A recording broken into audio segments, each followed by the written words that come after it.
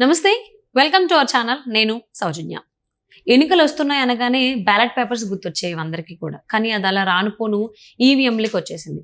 మరి ఈవీఎంలు అనగానే కూడా ట్యాంపరింగ్ చేస్తారు ఈవీఎంని అని కూడా చాలా మందికి అనుమానాలు ఉన్నాయి. సో ఈ అంశానికి సంబంధించి సుప్రీంకోర్టు ఒక సంచలనమైనటువంటి నిర్ణయం తీసుకుంది అని చెప్పి వినిపిస్తుంది వార్త. ఇది ఎంతవరకు వాస్తవం, ఇందుకు ఏంటి ఆ నిర్ణయం ఈవీఎం ట్యాంపరింగ్ సంబంధించి? ఈ అంశానికి సంబంధించి మనతో మాట్లాడడానికి, వారి విశ్లేషణని మనతో పంచుకోవడానికి ఈరోజు మనతో పాటు ఉన్నారు senior journalist, senior political analyst CS Rao గారు ఉన్నారు. వారితో మాట్లాడదాం. నమస్తే రావు గారు. నమస్తే.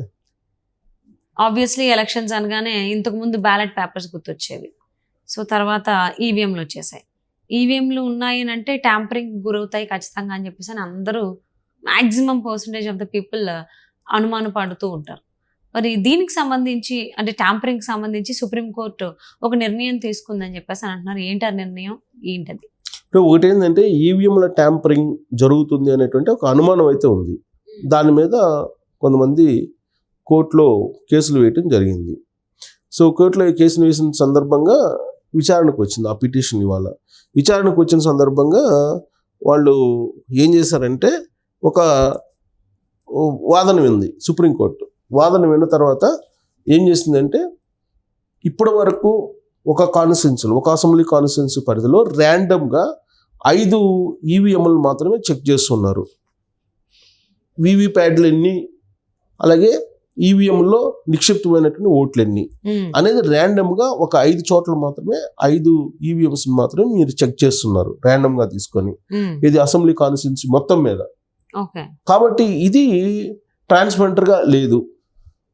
దీంట్లో ఏదో మ్యానిపులేషన్ జరుగుతుంది, ఈవీఎంలు ట్యాంపరింగ్ జరుగుతుంది అని చెప్పి ఒక పిటిషన్ వేసిన క్రమంలో విచారణకి తీసుకున్నటువంటి సుప్రీంకోర్టు ఏం చేసిందంటే ఎన్నికల కమిషన్కి నోటీసులు ఇచ్చింది. ఎన్నికల కమిషన్ నోటీసులు ఇష్యూ చేసి ఏం చెప్పింది, మొత్తం అసెంబ్లీ నియోజకవర్గాల్లో ఎన్ని పోలింగ్ బూతులు ఉంటాయో, ఎన్ని ఈవీఎంలు ఉంటాయో ఆ ఈవీఎంల పరిధిలో ఉండేటువంటి వీవీప్యాడ్లను లెక్కించడానికి మీకున్నటువంటి అభ్యంతరం ఏంటి అనేది ఒకటి. 2, కేవలం 5 పోలింగ్ స్టేషన్లో మాత్రమే మీరు వీవీప్యాడ్లతోటి పోల్స్తున్నారు ఈవీఎంలని.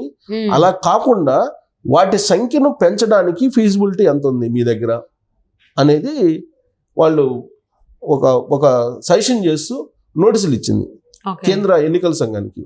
అసలు ఇంత దూరం ఎందుకు వచ్చింది అని అంటే, ఇటీవల కాలంలో 2 రోజుల క్రితం ఇండియా కూటమి ఒక సమావేశం అయింది. ఇండియా కూటమిలో ఉండేటువంటి 26 పార్టీల భాగస్వామ్య పార్టీల అధిపతులు అలాగే లీడర్లు సమావేశం అయ్యారు. సమావేశం అయిన ఆ దాంట్లో రాహుల్ గాంధీ ఒక క్లియర్ కట్ ఒకటి చెప్పారు. ఏం చెప్పారు, నరేంద్ర మోడీ 400 ఎన్డీఏ, 360 బీజేపీ అంటున్నారు. 200 వస్తే చాలు, 200కి మించి వచ్చేటువంటి అవకాశం లేదు ఎన్డీఏకి. ఇన్ కేసు వాళ్ళు చెప్పినట్టు కనుక వస్తే అది వాళ్ళు ట్యాంపరింగ్ చేస్తేనో లేదంటే వాళ్ళు ఈవీఎంలు మారిస్తేనో తప్ప అది సాధ్యం కాదు. కాబట్టి ఈవీఎంల ట్యాంపరింగ్ అనేది వాళ్ళకి అలవాటు పడిపోయింది. మళ్ళీ ఈవీఎంల ట్యాంపరింగ్ కూడా జరగబోతుంది. ప్లస్ ఈవీఎంలకు సంబంధించి తయారు చేసేటువంటి సంస్థలో ఆ మొత్తం కమిటీలో 4 బీజేపీకి సంబంధించినటువంటి డైరెక్టర్స్ ఉన్నారు. కాబట్టి ఈవీఎంల మీద నమ్మకం లేదు. వీళ్ళు చెప్పిన విధంగా కనుక వస్తే అది ఈవీఎంల మ్యానిపులేషన్, ఈవీఎంలు ఈడీలు సిబిఐల తోటి గెలుస్తున్నాడు నరేంద్ర మోడీ అనేటువంటి ఒక కామెంట్ కూడా చేయడం జరిగింది. దీంతో పాటు ఈవీఎంల మీద అనేక అనుమానాలు చాలా కాలం నుంచి ఉన్నాయి. ఈవీఎంలు ట్యాంపరింగ్ చేస్తున్నారు అనేది 2019 ఎన్నికల తర్వాత ఇంకా బలపడింది. ఈవీఎంలు ట్యాంపరింగ్ చేస్తున్నారని, ఇది ఎలా ట్యాంపరింగ్ చేయాలనేది బాగా అలవాటు పడిపోయింది బీజేపీ, నరేంద్ర మోడీ ఆధ్వర్యంలో ఉండేటువంటి బీజేపీ అనేది మంచి అనుమానం ఉంది. పబ్లిక్లో కూడా అలాంటి అనుమానాలు కూడా బలపడ్డాయి. దానికి కారణం ఏంటంటే 2019లో జరిగినటువంటి ఎన్నికల్లో సుమారు 5 లక్షల ఈవీఎంలు చెక్ చేస్తే ఆ 5 లక్షల ఈవీఎంలకి పోలైనటువంటి దానికి ఆ ఈవీఎంల నిక్షిప్తమైన ఓట్లకి అలాగే ఆ ఈవీఎంలకు సంబంధించి వీవీప్యాడ్లు ఏదైతే ఉన్నాయో వాటికి సరిపోల్చలేదు, అంటే సరిగా లేవు అనేది ప్రాథమికంగా విపక్షాలు గమనించి దాని మీద సుప్రీంకోర్టులో కేసు వేశారు. కేసు వేసినటువంటి సందర్భంగా వీళ్ళు ఆ ఈవీఎంలని అలాగే వీవీప్యాట్లని కంపేర్ చేసి కోర్టు ముందు ప్రొడ్యూస్ చేయాలి కదా. కానీ అసలు ఈవీఎంలే మాయమైపోయాయి అని చెప్పేసి, అసలు ఈవీఎంలే లేవు అనేటువంటి అసలు ఏదైతే వాడారో ఎలక్షన్లో ఆ ఈవీఎంలు లేవు అనేది విపక్షాలు చేసినటువంటి ఆరోపణ. ఉన్నాయి అని చెప్పి నిరూపించలేదు ఇంతవరకు సుప్రీంకోర్టులో. సో అప్పటి నుంచి అనుమానం బాగా బలపడిపోయింది. 2019 ఎలక్షన్లో 1,00,000 ఈవీఎంలు మిస్ అయ్యాయి, ఇది వాస్తవం కాదా అనే దానికి సమాధానం లేదు ఇప్పటివరకు. ఎన్నికల కమిషన్ నుంచి లేదు. ఎన్నికల కమిషన్ సమాధానం చెప్పాలి. కేంద్ర ఎన్నికల సంఘం దీని మీద ఒక స్పష్టతనివ్వాలి. ఇప్పటి వరకు స్పష్టతను ఇవ్వలేదు. ఇదే విపక్షాలు ప్రశ్నిస్తూ ఉన్నాయి. ఇప్పటికి కూడా 2019లో జరిగిన దానికి అడిగితే ఈ 2024 కూడా వచ్చేసింది. ఇప్పటికి కూడా లేదు. ఇంకోటి ఇప్పటికి కూడా సమాధానం లేదు. ఎలక్షన్ కమిషన్ ఇవ్వాల. సరే, ఇప్పుడు తాజాగా మళ్ళీ కొంతమంది వివిధ రంగాలకు సంబంధించిన నిపుణులు, దాంట్లో రిటైర్డ్ జడ్జిలు వాళ్ళు కూడా ఉన్నారు. వీళ్ళు వివిధ రంగాలకు సంబంధించిన నిపుణులు అందరూ వేసినటువంటి పిటిషన్ మళ్ళీ స్వీకరించింది సుప్రీంకోర్టు. స్వీకరించి ఎలక్షన్ కమిషన్ కి, కేంద్ర ఎలక్షన్ కమిషన్ కి నోటీసులు పంపించింది. నోటీసులు పంపించి మీకు వీవీప్యాట్లను లెక్కేయడానికి మీకున్నటువంటి అభ్యంతరం ఏంటి ఒకటి. 2, మీరు ఇప్పుడు కాన్స్టిట్యున్సీకి 5 చోట్ల తీసుకుంటున్నారు ర్యాండమ్ గా 5 పోలింగ్ కేంద్రాలని. అలా కాకుండా వాటి సంఖ్యను ఎంత పెంచగలరు ఇచ్చేసి నోటీసులు ఇచ్చారు. నోటీసులు ఇచ్చి దీనికి నాకు రిప్లై ఇవ్వండి అని చెప్పి 1 month గడువు ఇచ్చింది. 1 month లో ఎలక్షన్స్ కూడా అయిపోతాయి, అది వేరే విషయం. అంతే కదా, 1 month గడువు ఇచ్చింది. 1 month లోపల కేంద్ర ఎన్నికల సంఘాన్ని రిప్లై ఇవ్వమని చెప్పి నోటీసులు ఇచ్చింది. May 13th కదా ఏపీలో. అంతే. సో ఇప్పుడు ఎలక్షన్ జరుగుతుంది, కోర్టు దాని ప్రాసెస్ దాని జరుగుతుంది. కాబట్టి ఈ డెసిషన్ ఎలక్షన్ కమిషన్ నోటీసులు ఇచ్చారని చెప్పి సంతోషపడటం తప్ప సుప్రీంకోర్టు ఇప్పటికిప్పుడు ఏదో ఈ ఎలక్షన్లో ఇలాంటి డెసిషన్ తీసుకొని ఇంప్లిమెంట్ చేపిస్తుందని చెప్పి అనుకోవడానికి అయితే లేదు. ఏదో భవిష్యత్తులో ఏమన్నా న్యాయం చేస్తుందేమో అని. ఒకటి ప్రాక్టికల్గా మాట్లాడుకోవాలంటే ఇప్పుడు మనం ఓటేయడానికి పోలింగ్ కేంద్రానికి వెళ్తాం. పోలింగ్ కేంద్రానికి కలిసినప్పుడు ఈవీఎం బటన్ నొక్కుతాం. బటన్ నొక్కినప్పుడు గ్రీన్ లైట్ వెలుగుతుంది.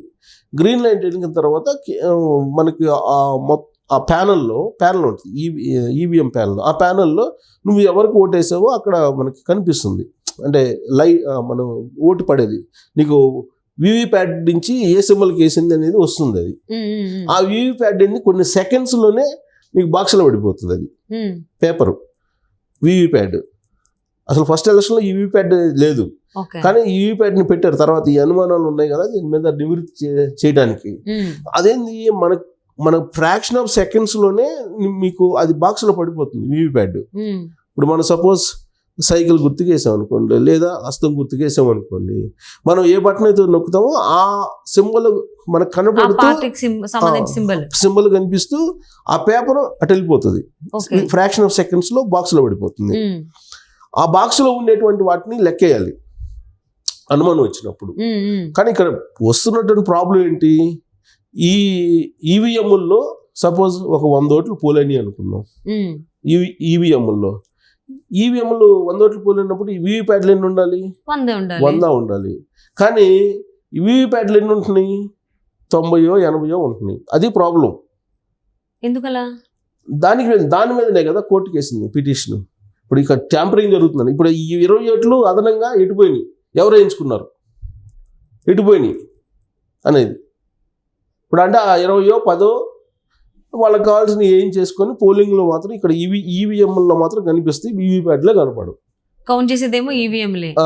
వీవీప్యాట్లు కౌంట్ చేయడానికి మీకున్న అభ్యంతరం ఏంటనేది విపక్షాలు అన్నీ కోడే కూస్తున్నాయి, అడుగుతున్నాయి ఎలక్షన్ కమిషన్. కానీ ఎలక్షన్ కమిషన్ మాత్రం రిప్లై ఇవ్వట్లా ఇంతవరకు.